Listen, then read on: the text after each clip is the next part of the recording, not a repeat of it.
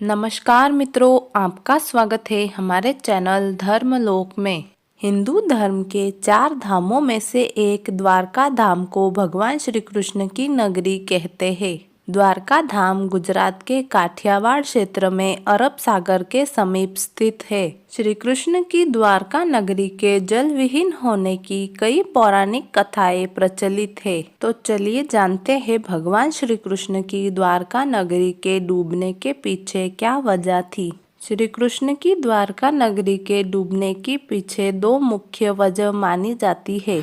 आपको हमारा वीडियो अच्छा लगे तो लाइक, शेयर और सब्सक्राइब जरूर करें। तो चलिए शुरू करते हैं। पहला कारण गांधारी का श्राप।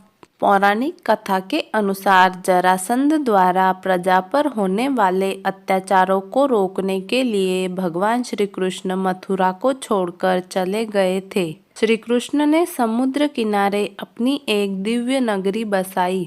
इस नगरी का नाम द्वारका रखा। माना जाता है कि महाभारत के 36 वर्ष बाद द्वारका नगरी समुद्र में डूब गई थी।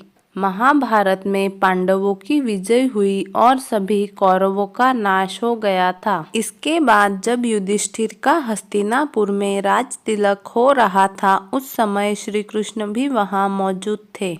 तब गांधारी ने श्री कृष्ण को महाभारत युद्ध का दोषी ठहराते हुए भगवान श्री कृष्ण को श्राप दिया कि अगर मैंने अपने आराध्य की सच्चे मन से आराधना की है और अपना पतिव्रता धर्म निभाया है तो जिस तरह मेरे कुल का नाश हुआ उसी तरह तुम्हारे कुल का नाश भी तुम्हारी आंखों के समक्ष होगा। कहते हैं इस श्राप की वजह से श्री कृष्ण की द्वारका नगरी पानी में समा गई। दूसरा कारण ऋषियों का श्राप।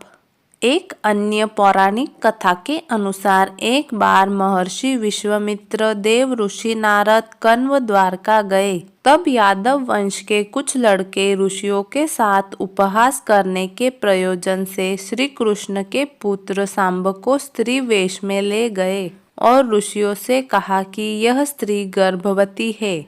आप इसके गर्भ में पल रहे शिशु के बारे में बताइए कि क्या जन्म लेगा।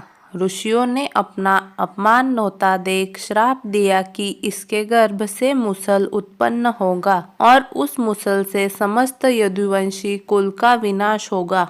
इसके बाद सभी यदुवंशी आपस में लड़ कर मरने लगे थे। सभी यदुवंशियों की मृत्यु के बाद बलराम ने भी अपना शरीर त्याग दिया था। श्री कृष्ण पर किसी शिकारी ने हिरण समझकर बाण चला दिया था, जिससे भगवान श्री कृष्ण देवलोक चले गए। उधर जब पांडवों को द्वारका में हुई अनहोनी का पता चला तो अर्जुन तुरंत द्वारका गए और श्री कृष्ण के बचे हुए परिजनों को अपने साथ इंद्रप्रस्थ लेकर चले गए। इसके बाद देखते ही देखते पूरी द्वारका नगरी रहस्यमयी तरीके से समुद्र में समा गई। तो मित्रों, आज के लिए बस इतना ही। उम्मीद करते हैं हमारे द्वारा दी गई जानकारी आपको अच्छी लगी होगी।